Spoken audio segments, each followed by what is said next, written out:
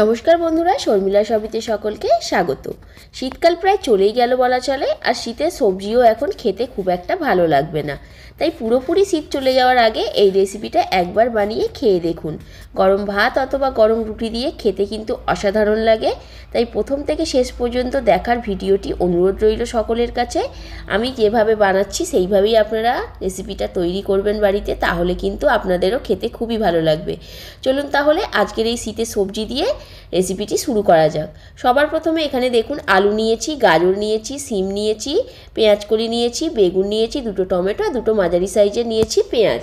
এরপর কড়াই সর্ষের তেল গরম করে তাতে হাফ চামচ জিরে, হাফ চামচ কালো জিরে, হাফ চামচ মৌরি, হাফ চামচ রাঁধুনি, একটা শুকনো লঙ্কা আর একটা মিডিয়াম সাইজের পেঁয়াজ কুচি দিয়ে ভালো করে একটু নাড়াচাড়া করে নিচ্ছি। এরপর গাজর, সিম আর আলু দিয়ে আবারও সমস্ত কিছু ভালো করে ভাজা ভাজা করে নিচ্ছি।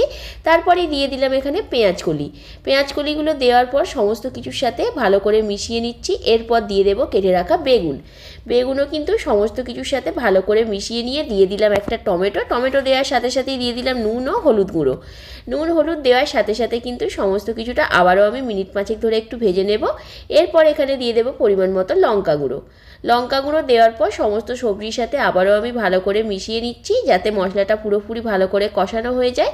এরপর দিয়ে দেবো ওপর থেকে আমি সর্ষে বাটা। আমি এখানে জলের মধ্যে গুলে সর্ষেটা বেটে ব্যবহার করলাম। এরপর সমস্ত কিছু ভালো করে মিশিয়ে নিয়ে পরিমাণ মতো জল দিয়ে দেব।